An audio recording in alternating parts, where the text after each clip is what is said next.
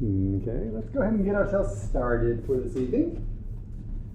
Okay, thank you all for coming back to the second session, or welcome to people who are just joining us for the second session of the class. Let me go ahead and address a lot of sort of logistical issues that we're sort of going around and everyone's sort of struggling with a little bit, and kind of get those some of those out of the way before we actually sort of dive into the lesson for today, which is really going to be all about taking you through the experience of really creating your first BIM model. So just from scratch, kind of moving through the entire process of actually going through and creating a model that has walls and doors and windows and roofs and all those different things. To really give you sort of an overview of the entire process we're going to be going through, that we'll later be going back and just sort of doing little bits at a time and learning about the nuance and the detail of each of those different types of features and how we actually go through and model them. In terms of just sort of basic enrollment things and getting started there, there's still a problem in Access in that the request has been submitted to raise the course capacity. It was originally set to 50 for both sections, and we thought it was sort of each individual chunk, the undergraduate and the graduate course. That's been requested and hopefully will be resolved. You can't keep on waiting for it hour by hour, so hopefully we'll get that resolved tomorrow, something like that. Don't worry, if you're not enrolled in Access yet, you're safe. You will be in terms of what's going on. It's just a matter of whenever the registrar's office clears off their inbox enough to the point where they can actually take care of this. So if you're here but you're still not in the Access system, go ahead and you can do it at the break or something. Come on up, we're going to have you basically give me your SUNET ID so we can add you into the coursework system independently of whether you've enrolled in Access. That way you can at least get access to all the course materials and the recordings and kind of all that stuff. So let's get you at least into coursework as we're waiting for Access to catch up. But don't worry, ultimately Access will catch up. Just been a lot of sort of interesting issues with Access at the beginning of the quarter here. So I don't know, I think they've changed to a new version and somehow it's created all sorts of hassles. And what you'll be enrolling in is either 120A or 220A, okay? The new number for it. The only distinction really is, from your perspective, is it going to be more useful for you to count it as an undergraduate course, or if you're a part of a co-term program or a master's student, you'll want to take it in the 220 version so that you get credit for your master's degree program. Okay, but really it's the same class. There's not a whole lot of difference in terms of what's going on. Also, just to remind people, you can take it for a number of different units. 4 units is kind of the standard way of taking it, which sort of has a certain expectation about the workload. But if you need to, you can sort of take it for fewer units. That helps some graduate students who have caps on the number of units they can take. So some will be taking it for 3 or even for 2. And the way we handle that is just on the project assignments, you just end up doing less work. Okay, so we kind of scale everything back to kind of be a little bit fairer for the number of units you're going to take it. Okay, so and the classes are going to be sort of now at this 5:30 time. They're at 9 in the morning over in Wong 18, but they're actually recording all the classes, which is actually pretty cool, and I'll show you how you can get to some of those things and access them. So one thing you'll all want to be able to do is get yourself into the coursework system. And I think automatically by being in Access, you're part of here. Within the coursework system, you find things like, the materials tab, where for every different class session, I'll go through and post just whatever we're using in class that day. So far it's just session 1 and session 2, and the handouts from today's slides are there. So if you want to download those at some point, you can. Just everything gets put up there, the assignments get put up there. Ultimately, even like your way of ultimately turning things into the site, or to us for the course are there. There's the Dropbox section of the site, and in the Dropbox section, actually there's not a whole lot there because I'm looking at it from your perspective. There's basically drop boxes where you can put things and upload them, and that's how we get everything turned in as opposed to passing diskettes or thumb drives or something like that. So you can put things in there. Other important places you want to know about that are part of this include, there's a link here that'll actually take you over to the class videos site. And this is actually sort of a really incredibly useful link. Because I've always gone through and recorded the classes just using my microphone and just doing screen grabs, and that's kind of okay. You can see what's going on, you get the voiceover, it's sort of like being there, but it's a different kind of quality to it. And what we're doing now is over in Wong 18 in the morning is actually recording, with TV cameras and the whole 9 yards, the experience. So if you ever miss a class, or you just want to go back and review a class for something that was a little bit, it went by fast and you need a little kind of refresher on something as part of the homework, you'll see that there's a couple of different class sessions there, and you can look at them either in a Windows Media Player or in a Silverlight format. The Silverlight format's actually a little bit better. So here's today's class. pop into there. Now, I also post all these things directly to YouTube. So if you are on an iPad or an iPhone or an Android or something, you can watch them that way too. You can stream them to like your mobile devices. But if you're on a computer, you might just want to watch them this way. So what happens is, there's the class from this morning. See, it's kind of very strange and meta to kind of be I can just put this on and go home now, right? Because it's going to be just the same as being there. Although, what usually happens, I'll confess to you guys, I discover my mistakes in the first session, so the second session always is a little bit better. You get the benefit of a test run as we work out the bugs in the morning. Okay, the nice thing about this whole interface is it's kind of like, sort of being able to see what's going on, and it'll pop between the screen and kind of what I'm saying and the slides and all that kind of stuff. See if I can move forward a little bit. So there's the slides, yada, yada, yada. This has this nice, interesting feature where you can actually create notes, and that's kind of cool. So if we're saying something that's incredibly interesting or making some incredibly embarrassing gaffe that you later want to post on YouTube and embarrass me with, you can go ahead and just time index things. You can say, let's create a note. In drafting systems, it was all about you can then go ahead and put in something he really messed up here. Okay, you can share that or not share it if you just want to keep it yourself. But the nice thing, it's a little time index. And the cool thing is then later on, if you want to go back to that point, probably hopefully for more positive things, you can click on that, it'll take you back to it, index in the video. So, I actually like this interface. It's really pretty cool in terms of what's going on. So this is how you get to things if you happen to miss a class. So if you missed the first class, go back. If you just, for whatever reason, you got a conference, you got a sports commitment, whatever it is, or you just want to see something that went by fast, this is actually a pretty good way to consume it. So go ahead and take advantage of that. The other site that we'll want you to go ahead and take advantage of is it's over here. It's called Piazza, and that's really just a peer-to-peer question and answer sharing system. So as part of that system, and we'll get everyone who enrolls in the system put in there too, okay, there's just all sorts of questions and answers, and we started putting in there just questions about enrollment, the number of units and stuff like that. But this is really a great way for you ultimately, as you're having any question, post it there, and what will happen is I'm watching this, the TAs are watching this, other students are watching that. So it's probably the quickest way to get an answer as opposed to sending an email. Is just actually put it out there, and someone will know the answer. And the good thing is if we do it this way, everyone will get the benefit of your question, which you may not even realize you have yet, and the answer, and it's a great way of sharing information. So go ahead and log in that way. Or, so you'll receive an invitation to connect to Piazza, and please do. That's available, again, either on the web, or there's like an Android version, an iPhone version. There's a lot of versions that let you kind of access this stuff. Okay. Other important little administrative things you need to know about on our teaching team. We've been joined by another TA. So in addition to Raj, who you met last time, we have Laddie, who's joining us this time. Okay, and you'll get to know these guys very, very well, because as we're working on assignments and ultimately trying to complete projects, we end up spending time together here in this room in the labs, just kind of doing a lot of mentoring and coaching and just sort of helping you realize your design vision through the tools, and it's really sort of very personal. So like it's one of those courses where as opposed to having the mystery TAs where the papers just come back with a grade on them and you really wonder who they are, like you'll actually get to know these guys pretty well. So take advantage of them. They're quite friendly and knowledgeable, so it's a good combination to have. So I think we're really well equipped for that stuff. And what we'll be doing as assignments do come due is posting some like lab hours, I call them, as opposed to office hours, where just some evenings, afternoons, we'll just have someone stationed here to just help out and kind of coach you through things. And if you come on in partway through the assignment with sort of focus questions, I just have people sign up on the board and we just kind of knock them down one at a time. And it's like a good way to get individual consults. Okay, so that all is happening. So I'm trying to, anything else administrative? Is that mostly it? Okay. Remind me, I did upload the file, the library file, to Dropbox. I'll give you the link to that. Let's talk about software, because it's sort of a related issue to this. Okay, have any of you tried downloading the software and putting it on your own machine? Were you successful? Excellent. Who was not successful?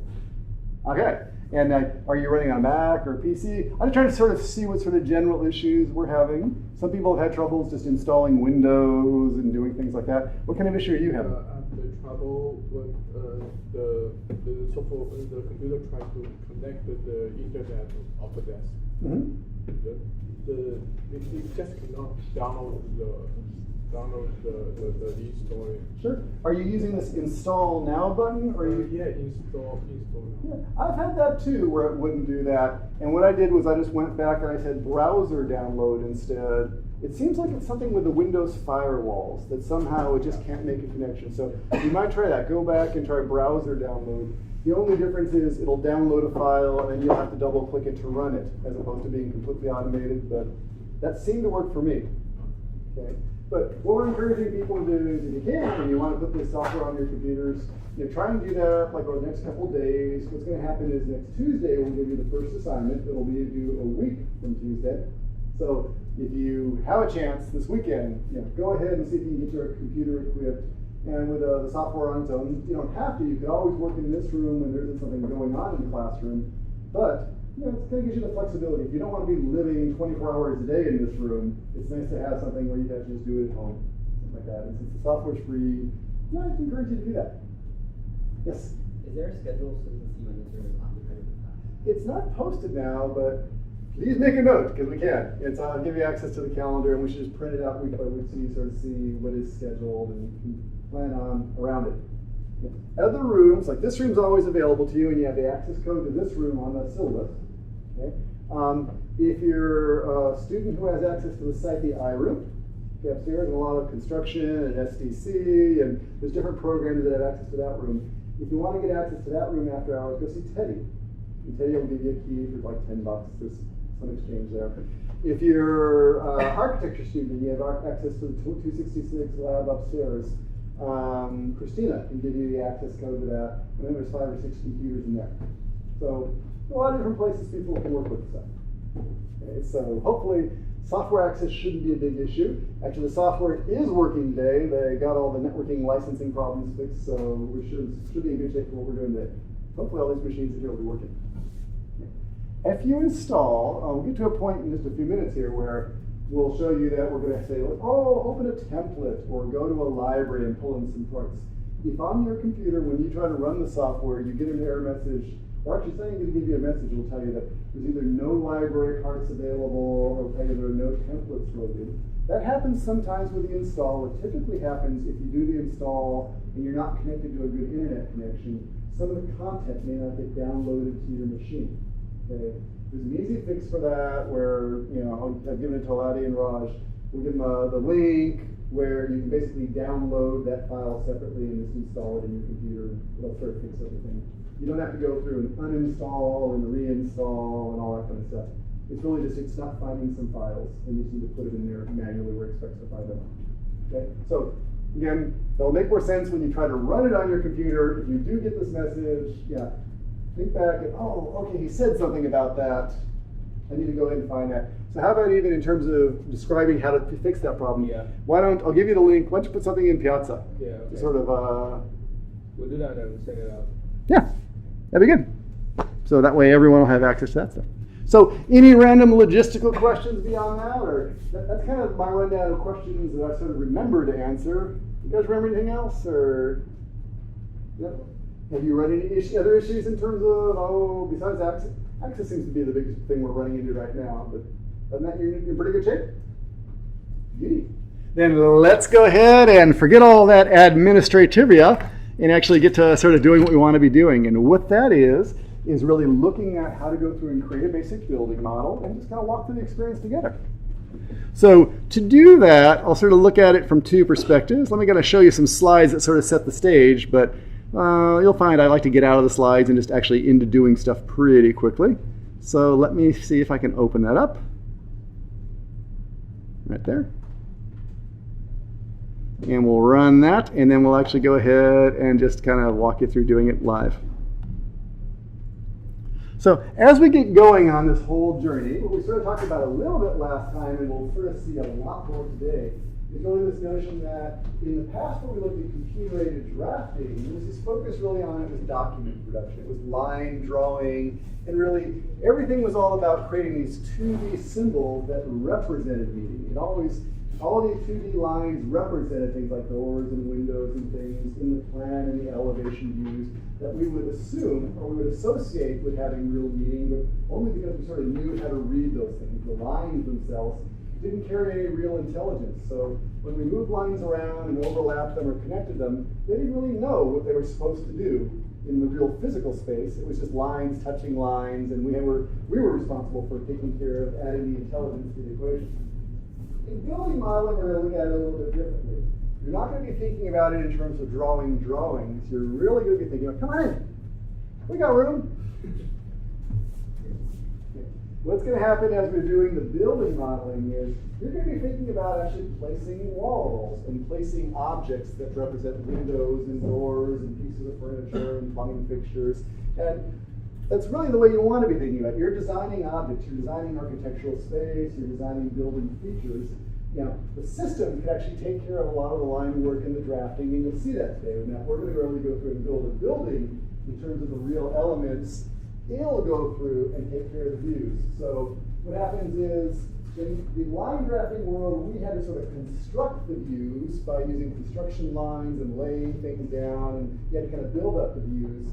In building modeling, instead what we do is we extract the views, where you just put cameras in the model and tell it where to cut it, and the building model itself will go ahead and help generate all the views. It'll do the line work, help you create other things. In both cases, it's still had annotations because as much as we like to think that those pictures tell the whole story, there's always a little bit more to explain around the edges. And the important thing is ultimately we have to communicate. So we don't get away from that. We add dimensions, we add text, we add some things to sort of explain what you're saying. Yes? Can you go from like AutoCAD drawing to another drawing? The way that path sort of looks is you can bring in like a 2D AutoCAD drawing, okay, and use it as the basis for tracing and kind of gathering the geometric information. There's no great way to automatically kind of infer the meaning and generate a 3D object, but it is really good if you have the AutoCAD drawings to have, you can basically snap to them to place your 3D objects. But they haven't yet come up with the full intelligence.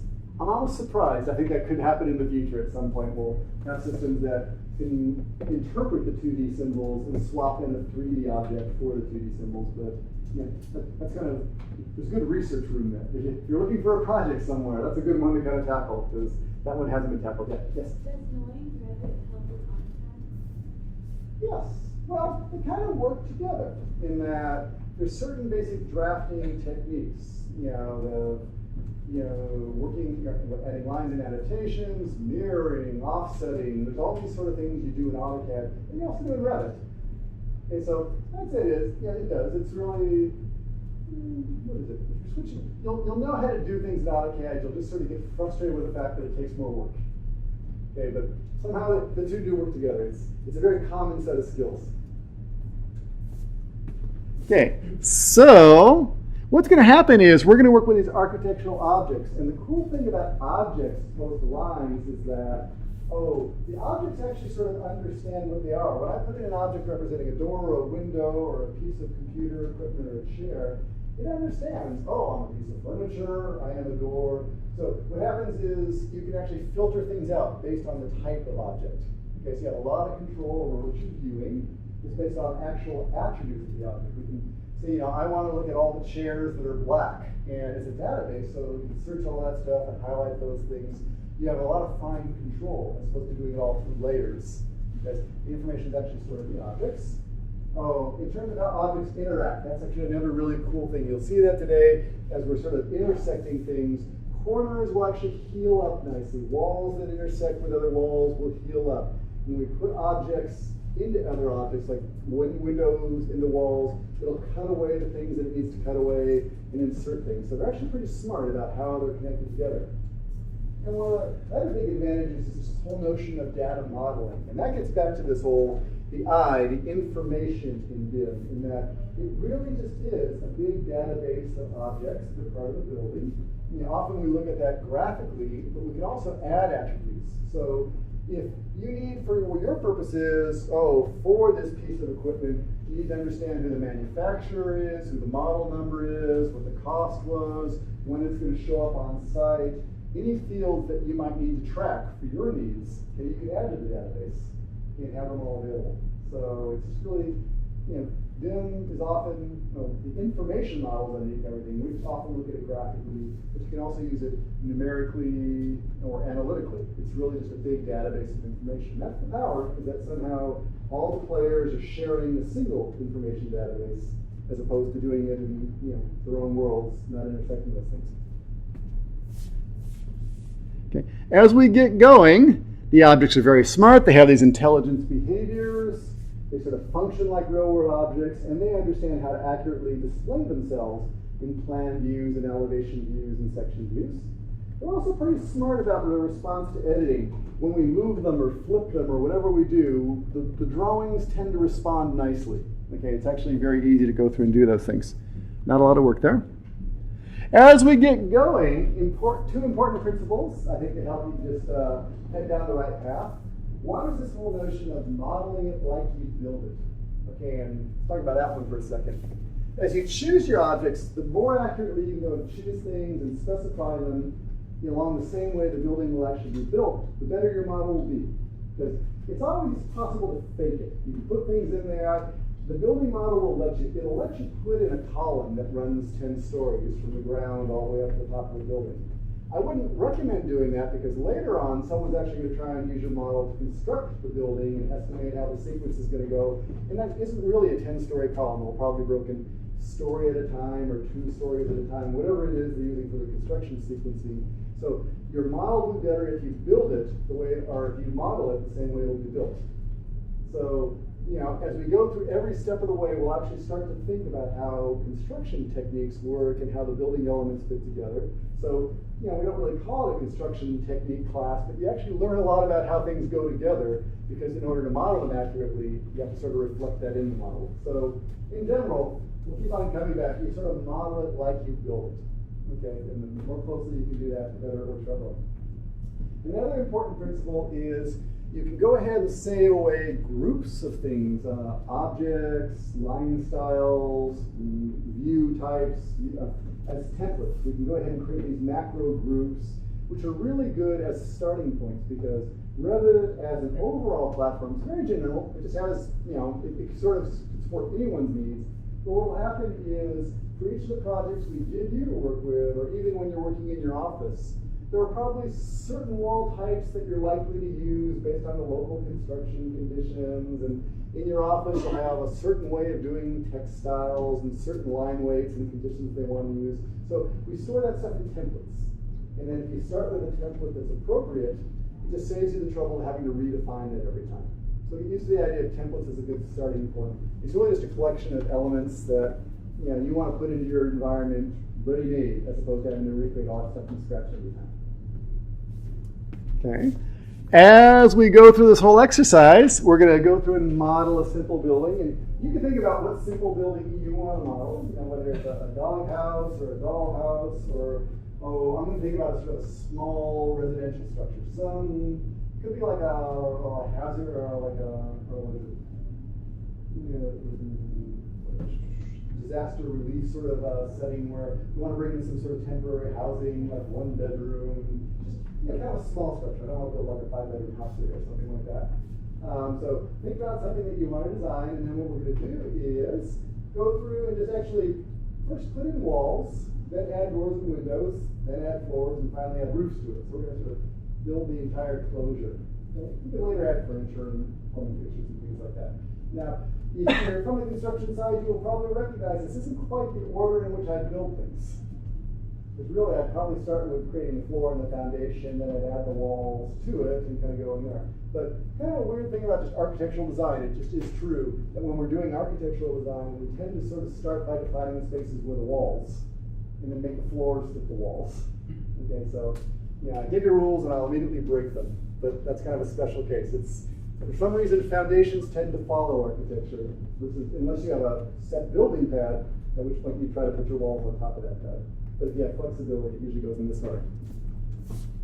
Okay, So what we're going to do is actually just start by adding walls to your model, and we can talk about it, but I don't like to talk. Well, actually, you'll find out I do like to talk. But it's probably much more effective for you to play with it as opposed to just hearing me yak about it. So let's do this.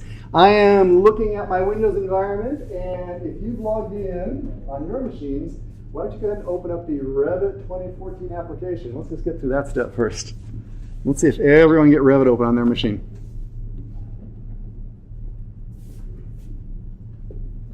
Do you all have Revit open on your machine and you're just all geared up and ready to go? I can't tell. I need a mirror in the back so I can see what's going on.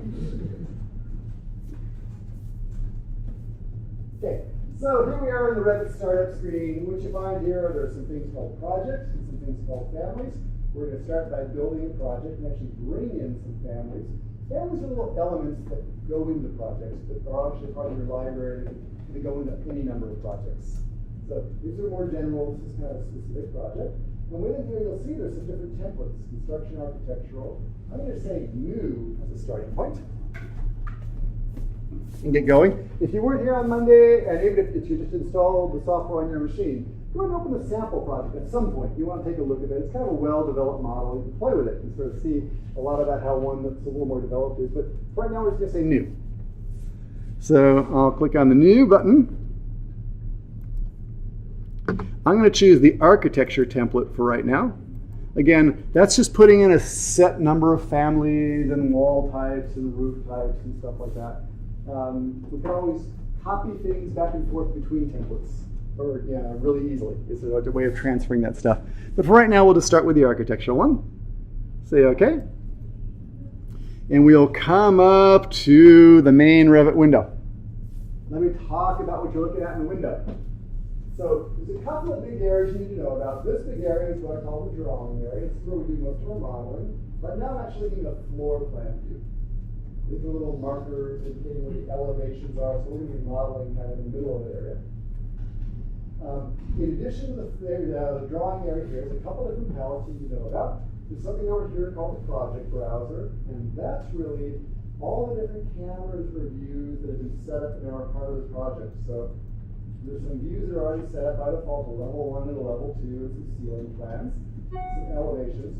So for example, this one that says south elevation corresponds to that one. North elevation corresponds to this. Those are the markers for them. There's also some families in here, and if you have a different template, this list looks a little bit different. And as we keep on modifying your project, this list will keep growing and changing. This is just really a quick way of getting around to different views and objects. This guy over here is on my screen over there. It's called the properties palette. And for any object that's selected over here, it'll tell you all about the properties of that object. And right now I'm looking at a floor plan. I can kind of tell you it says floor plan over there. Now, on your screen, it probably doesn't look like this right now, unless someone's already changed it. So what I'm going to recommend you do, if you want your screen to look like my screen, let me show you how yours probably looks right now. Well, it doesn't look exactly like that. So you can put it under there. Well, I got them both on one side.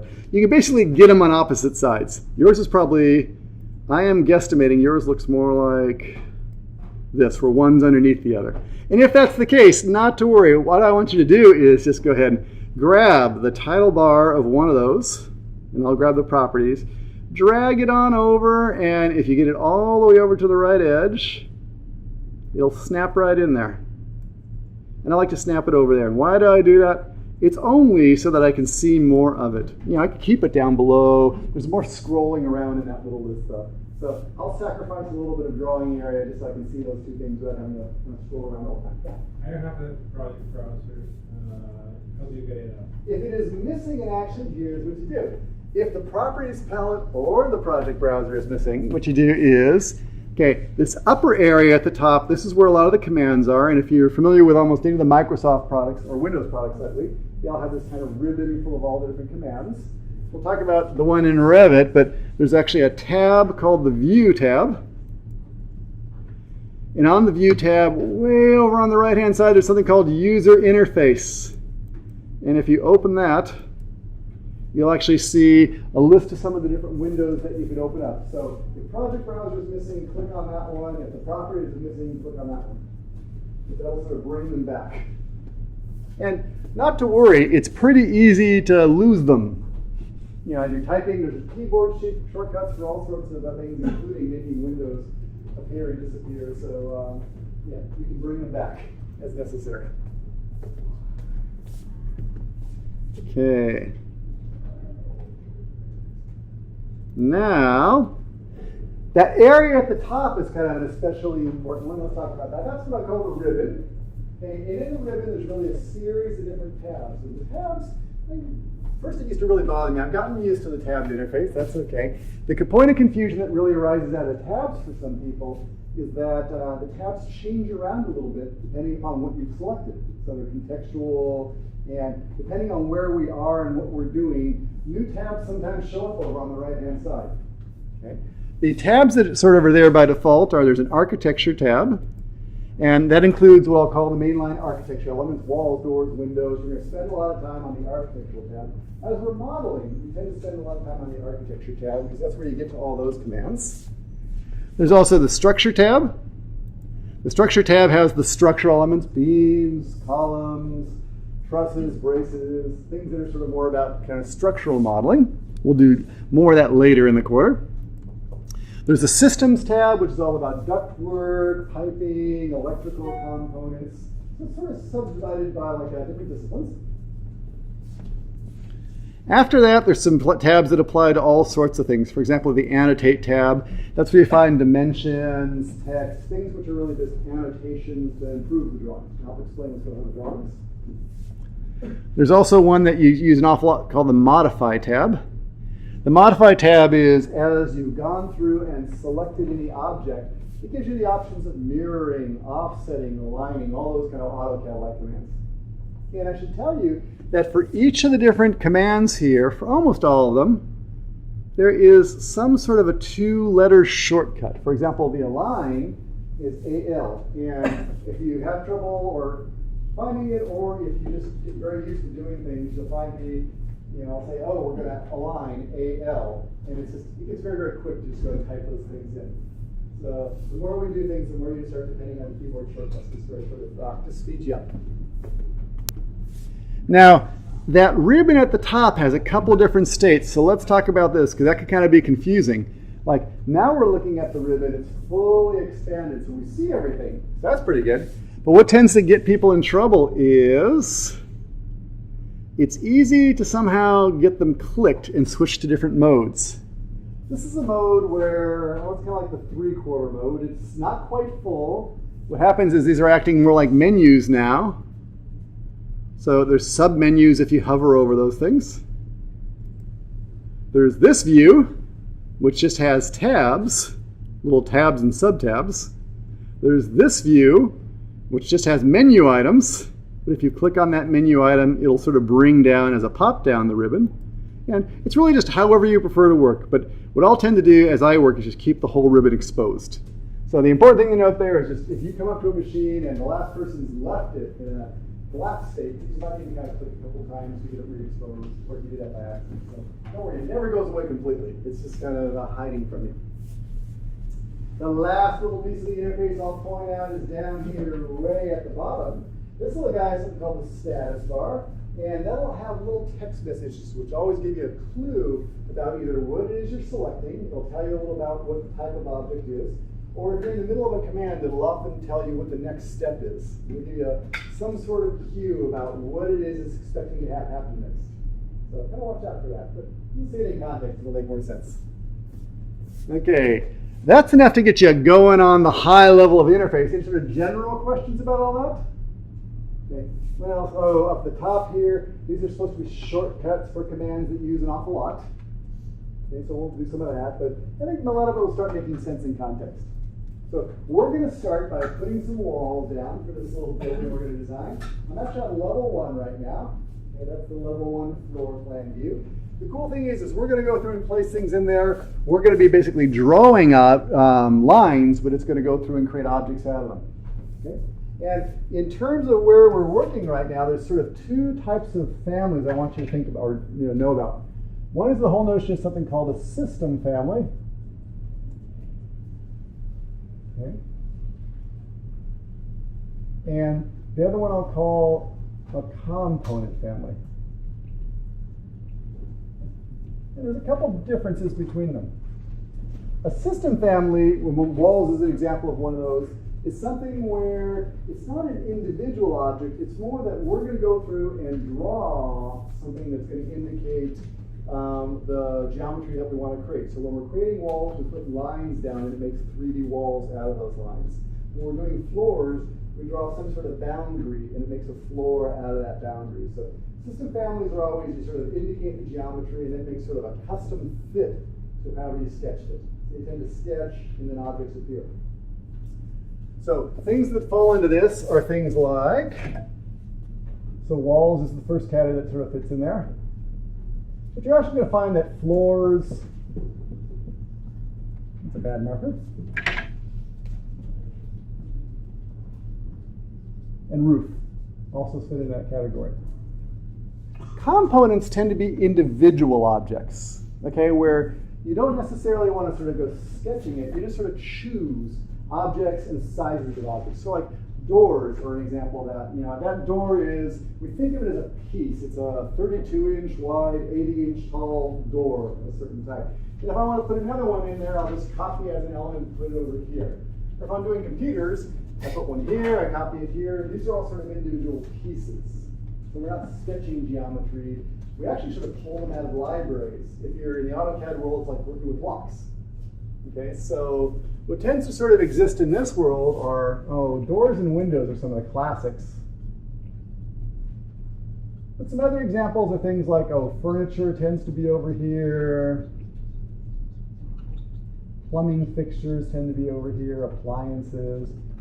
It's often those things that you can order out of a catalog, where you're not really, walls you don't order out of a catalog, you sort of specify and they get built custom for you, whereas things that are out of catalogs tend to be here.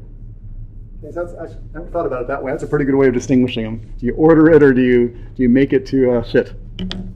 Okay, enough of all that preamble. Let's just go ahead and get started doing it. And how you do is, I'm going to switch over to the Architecture tab. So again, we're going to start by drawing some walls, and to do that, switch over to Architecture and choose the Wall tool. And let's just talk about how you specify these. There's going to be a lot of commonality from here on out. All the commands sort of work about the same. So as we're going to go through and draw some walls, a couple things sort of happen here. One is, you'll see in the tabs we have Modify Place Wall on the green tab. That's contextual. It knows that things we're trying to place some walls right now. There are some drawing tools up here. We can draw walls by sketching lines. We can draw walls by sketching rectangles or arcs. And what will happen is we're going to sketch a line and we'll put a 3D wall on that line. Okay. There's a type to every wall. So as you go through and sketch that 2D line, the idea of really what kind of wall should be created is controlled over here in the Properties palette. And there's lots of different types that are preloaded. You'll see there's this generic 8-inch thick wall, doesn't have any particular material to it. You have generic 4-inch brick, so it has a little more meaning to it at that point. But you'll actually find that there's all these other custom types in here. Brick on CMU on metal stud, or brick on CMU, or what is it? Yeah, CMU insulated, concrete masonry units insulated. You have a lot of different wall types. And each of these different wall types actually has some notion of how thick it is, what the layering is, what the materials are, what the thermal properties are. You sort of always choose types. And we can start with something simple like just a generic 8-inch wall. But we're going to learn that every time we create something, we choose the type that we want to place. Okay, and I'm going to go on down, choose that 8-inch wall. We have a couple of other things to think about. One is this. Okay, we are going to go through and construct for ourselves, we're just going to draw a line. Okay, this is a very badly drawn 3D line, but sort of imagine a line kind of coming towards you. So the question is, as we're drawing this line in 2D space, putting it away, there's going to be a wall created, a 3D object. So one of the issues about the wall is really, okay, you're going to give me a 3D wall that's 8 inches thick. How should that wall relate to that line? And there's a couple different choices. We could say that that wall is going to be drawn on the inside of that line. We could say that that wall is going to be drawn on the outside of that line. We could say that the wall is actually going to be drawn centered on that line. a lot of different ways it could be. And that notion of really where does the wall sit relative to the line, that's what we call the location line. So that line determines where the wall will be, and then the wall sort of sprouts out of that line depending on where you said it's going to be. So we'll pay attention to the location line. The other thing we're going to pay attention to on the wall is just how high it is. So as we're creating it, are we creating a wall by default? We just go ahead and create something called an unconnected wall, which is 20 feet tall. But if that's not good, if we actually want to sort of have a little more meaning, we can say, let's make it a specific height. We'll tie it to level 2 or level 3. You can sort of give it sort of more meaning. Okay, we'll do that too. Now, in terms of location lines, we'll play around with this a lot more next time when we start looking more specifically at walls. But there's a couple of different choices there.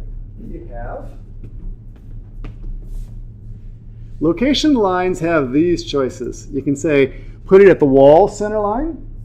We can say, put it at the finished face exterior, put it at the finished face of the interior.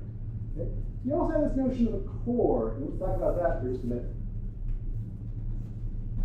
Walls have a certain notion, they're built out of layers. And if you think about a wood frame wall, this is going to be more of a section view, there tends to be some interior layer, which is like wood studs, something like that.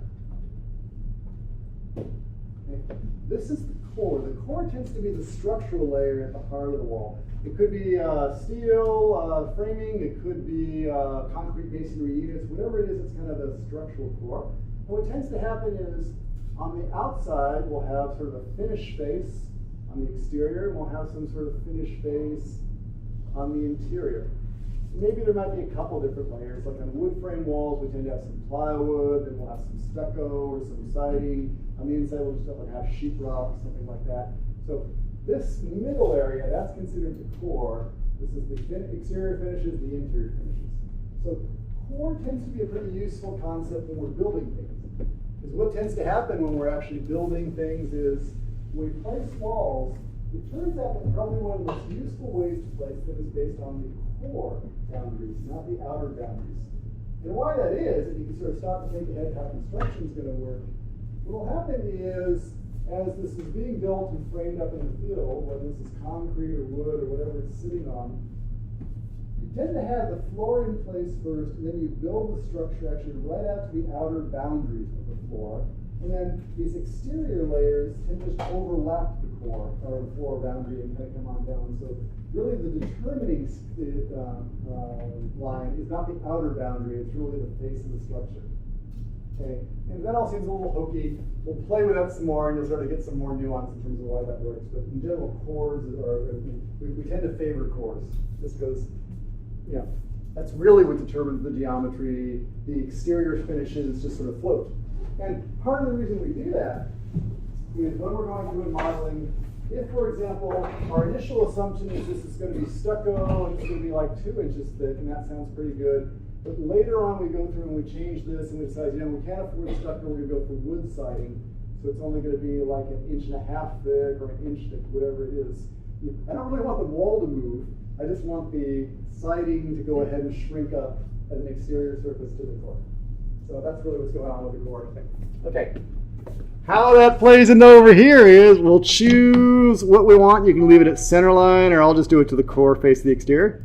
Doesn't really matter too much at this point for what we're doing today. I'm going to, well, for a generic wall, it doesn't matter at all because the core face is the same as the exterior face. In terms of the height of the wall, we could leave it unconnected, or I'm going to change it to level 2. Level 2 will just be a little bit stronger, and we'll demonstrate why in just a minute. About why mapping it to that will just give you a stronger dynamic relationship. Okay, we are ready to start drawing, if I ever shut up. And here's how it works. You got these drawing tools over here, and I'm going to choose just the straight line drawing tool. I'm going to go placing a wall, drag on out. Notice as I'm dragging on out, it's giving me some dimensions about really how big this is going to be. Let me go through and I'll click there. I'll drag on down here. Drag on over here. Now I'm not being very precise as I place these walls. That's kind of okay. You're going to find out with building modeling, it's very easy once you get the object in there to move it all around. So it's okay just put it in there about where you want it to be and then juggle a little bit. So I'll place that wall over here. If I had some nice AutoCAD drawings, I could be tracing those AutoCAD drawings to help me locate these things as opposed to having to just measure them. I'm going to pull that up there. As I'm pulling, you'll notice the reason it's following me is there's this chain option turned on. It's called the options bar, and chain turned on. Having chain turned on, it's like having gum stuck to the bottom of your shoe, where it just kind of keeps on going as you keep on clicking on things. And it will, I think it'll stop if we close it. It'll definitely stop if we either click modify or escape. Those two things. But why don't you go ahead and make yourself a nice closed surface.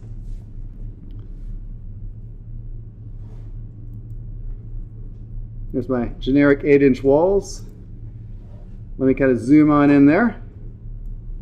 You might notice as I'm putting all my little walls in there, it's actually doing a pretty good job. It's cleaning up the corners. That's all looking pretty good. That's not bad at all. Let me show you, though, that in addition to going through and creating these 2D representations, this plan representation, it has actually created 3D objects.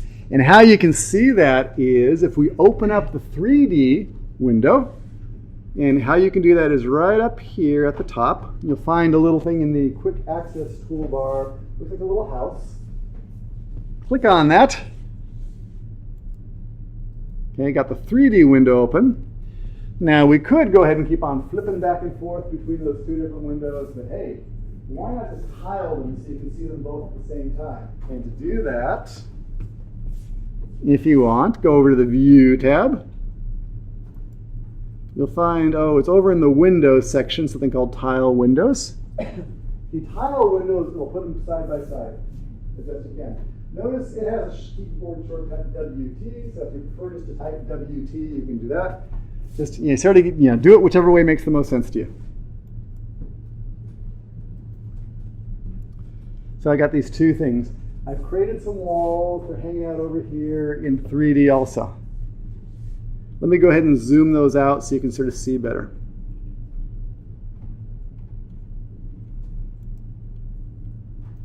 So here's our two different objects. They're kind of doing okay. Let's talk about navigation around a little bit, though. There's some shortcuts that will really help you. You guys are working on computers that have mice. So mice have some nice shortcuts. It's a little harder when you're on just a keypad, but there's a couple of ways we can navigate. One thing that you often like to do is sort of zoom in or zoom out to kind of frame things up. And how you can do that really quickly if you have a mouse is just get into the window where you want to be. And if your mouse has a wheel, either roll up or roll down. Okay, and as you roll up or roll down, it'll zoom up or zoom down. So try that. You move over to this one, it'll work in a plan view just the same. Roll up or roll down. It's kind of weird doing it in the air. Like something strangely freaky about that. Okay, so you can zoom in, zoom out, kind of get the hang of that. Okay, beautiful. Next thing you might want to do is pan around. And you can pan around by using these teeny tiny little scroll bars, but that tends to be pretty hard to control. The other way to pan around that works pretty well is if you on your mouse press in the mouse button, just going to press it and then drag left or right. It'll pan that in the view. Okay, not change it at all.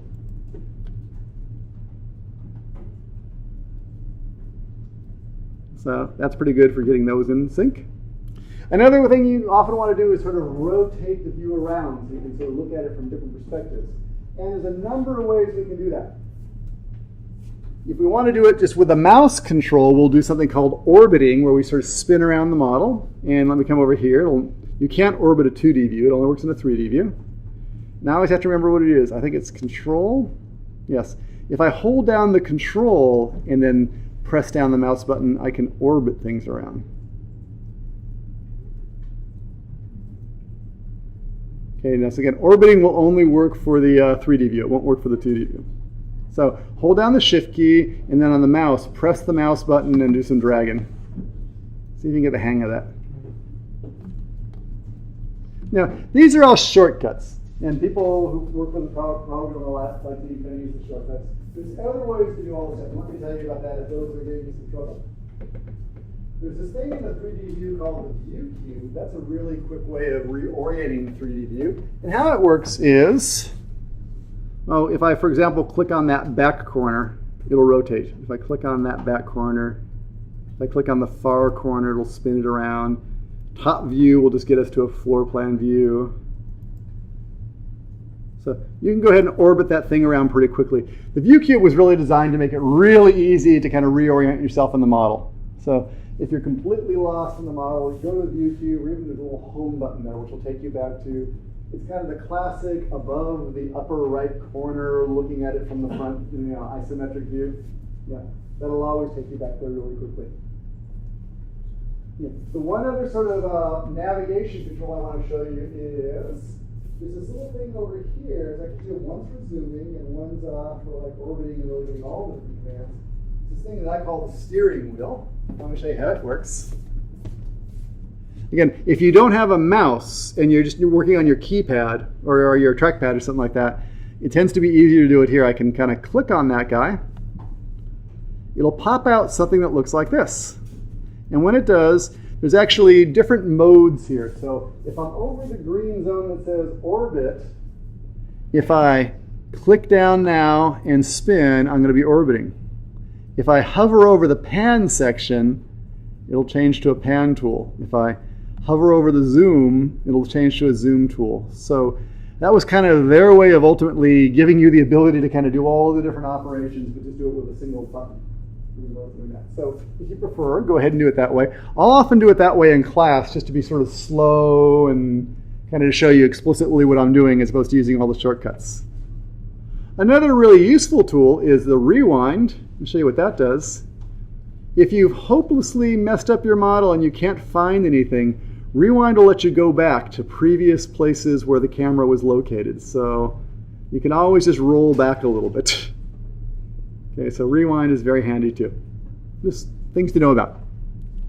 Okay, but that's just all, well, you'll get a lot of practice in terms of working with those things.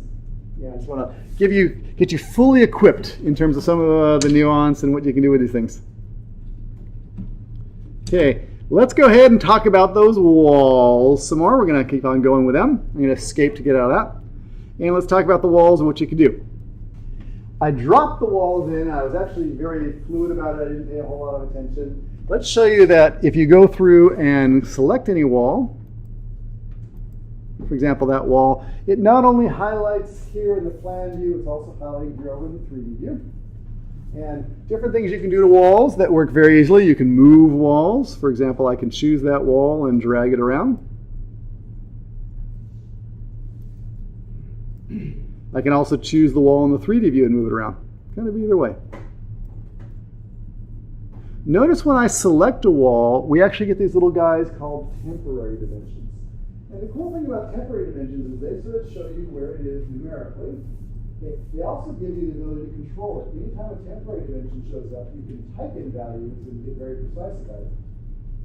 What you have to know about temporary dimensions, or where they get sort of interesting and potentially confusing, is this.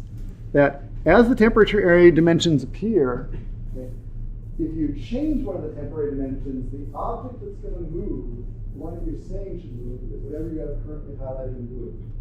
Okay. So, for example, I got this 31 foot 1, 31 foot 10, 31 foot 6. If I want to move that wall, okay, and for example, I want to change this dimension over here to be 20 feet. Okay. If I go through and change the temporary dimension now, and I'll put, for 20 feet, I could put 20, 0. In terms of entering dimensions, okay, you don't need to put in the single quote, you don't need to put in the double quote, you don't need to put in the dash. It's actually sufficient just to go ahead and put in just the numbers or the space in between them. That's 20 foot 0 inches. You can also go ahead and put in there a number of different things. I could go ahead in there and put in there about what? Right, 240 inches. So 0 to 40 would work. I could go ahead and put in there, 6.5 meters. I can put all sorts of different things in there. It'll take care of the math. Pretty much whatever you put in there, it'll figure out in terms of doing all that math for you. So you can work in the unit system you're familiar with, and I highly recommend you do. Okay, but if you put in a number like 20, watch what happens. Okay, it'll go ahead and make that dimension 20. Now in this case, what happened was this wall slid that way. Okay, because that's the wall that we said, we unlocked it. It was up in the air. That was the one we said we were going to control. Let me undo that. I'm going to Control Z for just a second. I'll choose this wall instead. And if I put 20 here, what's going to happen is that one will come forward. So the only thing to be sensitive to as you're doing all your temporary dimensions is there really is, it's important which one you select. So have a strategy as you go through about, are you going to move everything this way or are you going to move it all that way? Some people will just kind of keep on moving walls back and forth, because they're not choosing which wall to move, and it gets sort of very frustrating to figure out which one should be moving. So always got to think about whatever you have selected in blue, that's the one that's going to change. Okay. Other random things about walls you need to know. Let's kind of zoom on in here a little bit closer. I'm going to choose the zoom tool. I'm going to choose the zoom tool also over here. Zoom on a little bit. Now you notice these are sort of very boring, plain old, generic walls. They don't look very interesting right now. We can change that. If we want to change a wall, it's actually very easy. What you got to do is just choose the wall. For example, I'll choose that front wall of the building. And again, I can choose it either in the floor plan view or in the 3D view. Doesn't really matter. I can choose the wall selector, type selector. How about let's make that, basically brick on CMU. And if you're eagle-eyed, you probably noticed that it actually got fatter. Okay? Because that wall thick type has a bigger thickness. It's going to do it okay here. It got fatter over here. Things are looking a little bit better. Now in the 3D view, I'm just kind of showing this. I'll show you. If I'm out at a higher scale or further out, it's going to just sort of look like a general gray blur over there. If I zoom in a little bit closer, you'll see when I finally get to some point where you can see, it'll show you the kind of hatch pattern representing the brick. What I tend to do is I actually tend to shade my drawings. I like color information. It's very easy for my eyes to pick up. And if any of the views I want to change the appearance, what I can do is actually come on down here. There's this little guy here called, the appearance, the visual appearance. And if you pull that up, we can change between hidden line, wireframe, shaded, or consistent colors. I'm going to turn consistent colors on right now, which will sort of show it like this. So I can sort of see, this has some sort of brick surface to it. If you prefer, you can work in realistic. Some people like that. That's a little dark to see. I think you can almost see that it looks like brick. But the way the sun is shining right now, it's hard to tell because the sun's not shining on the right side of the building. So I'll change it back to consistent colors. Okay, you'll notice that now this has a brick exterior surface. That's generic. Now, the 3D view seems to be reflecting the notion that, hey, there are different sort of layers to the wall. The 2D view is not doing a very good job of that, though. We're looking at that, and it's kind of looking like just a bunch of single-line views, or two-line views. If we want to go through and change that, what's going on is every view has the notion of how much detail to show, very coarse, kind of medium, or very detailed. And the reason it does that is, for a small building like this, it really won't matter. We can show everything in a great level of detail. If I was looking at some 100-story tower from a mile away, then I really wouldn't want to see every last brick. It would take a long time to render it, take a lot of memory, just slow us down unnecessarily. So you can leave things at coarse, medium, or fine, depending on what your needs are. So if I'd actually like to see the wall construction, I'm going to go to this control, the detail level, and if I change it to medium or fine, you'll see that what actually happens is over here, we're starting to see the layers. The brick layer, some sort of insulation or airspace layer, some sort of sheathing, some insulation, some interior wall surface. So this wall is a lot more complex than that wall right now. It's also thicker. So you can start to see. And that's actually computationally active in terms of when it comes to doing quantities and surface areas. It'll actually keep track of all those materials and report all that stuff out. Now, the walls do interact in smart ways. For example, right now we just got this kind of brick wall on this side, this very plain wall on that side. If you go through and, I'll choose this wall, the second one, and change it to some wall type that also has brick. Let me just do the brick on the metal studs. You'll see that it kind of got smart about things. What's happening is the brick is actually wrapping around the corner. It got that. The airspace is wrapping around. I'm not sure what that is. That might be some insulation in there. Here there's just a piece of sheathing right there. This is CMU, kind of cotton casing units. Those are like metal studs. But it does a pretty good job of healing the corner and matching the materials. It has a pretty good notion of how that is. And there are a lot of sort of ready-made wall constructions built right into Revit that we're going to learn on Monday to go, or Tuesday, to go through and customize that and make our own wall constructions. We can really make whatever we want, have whatever thickness, whatever combination of materials. Okay. Last thing to kind of tell you about walls is walls actually do have the notion of an inside and an outside. Okay? And the bricks on the outside just sort of looks like sheetrock is on the inside right there. Let me zoom on out and kind of show you how that works.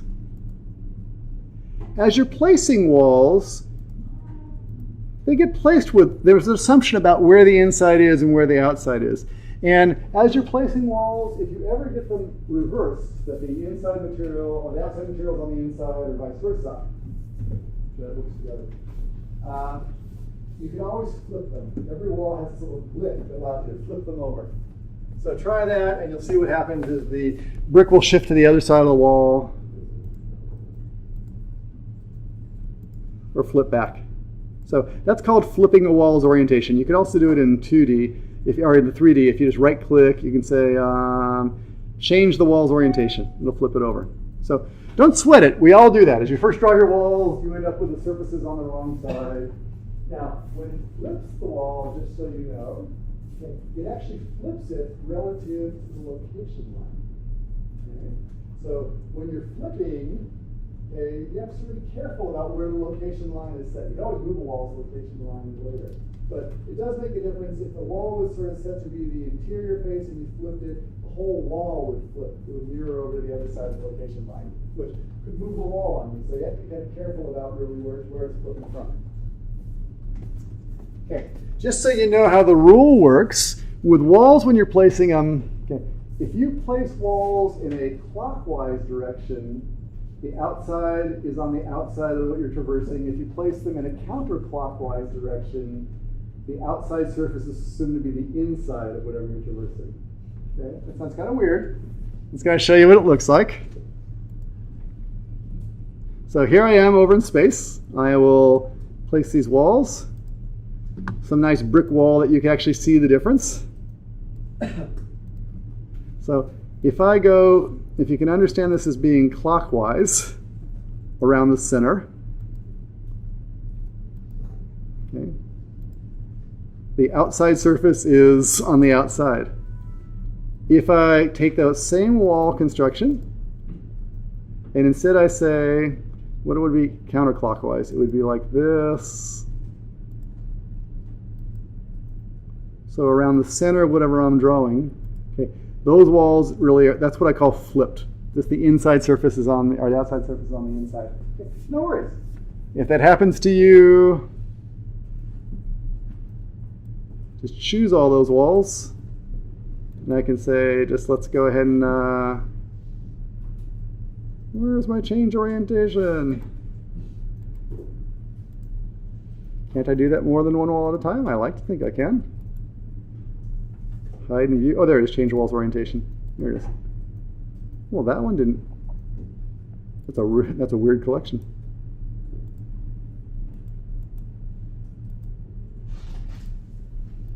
Change that one. Okay. So walls.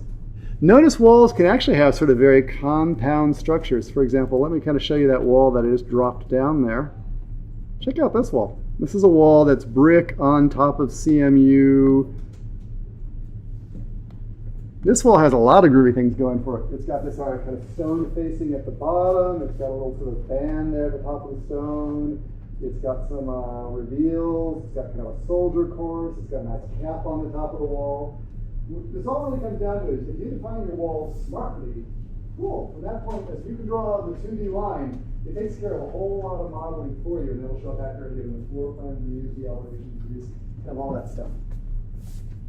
Okay, so for example, if I go to the south elevation or something like that and zoom on in here, you'll see that's not too bad looking. Okay, let me tile this too. I'm going to do a WT to window tile. And show you just one more thing about walls, and then we'll take our break. And that is as follows. The walls are currently stretching from level 1 to level 2, and that's kind of okay in terms of what we want to get started with. Because we told to go from level 1 to level 2, that's why they're doing that. Let me switch on over and actually change level 2 though. For example, right now it's at 10 feet. If it turns out that our floor to flat height is going to be higher, I can stretch that up. I can lower that down.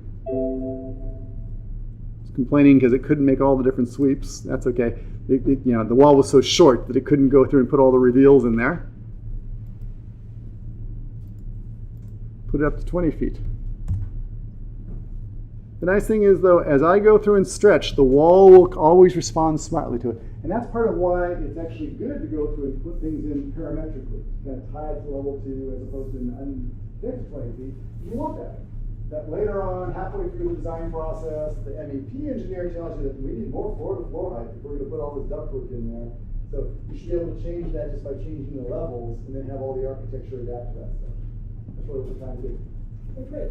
Let's go ahead and do this. Let's break now for about 10 minutes. When you come on back, what we're going to do is, we spent a long time on walls. It goes pretty fast from here. We're going to put in some doors and windows and put a floor and a roof on this thing, okay, and get you some relatively good looking box by the time we get out of here tonight.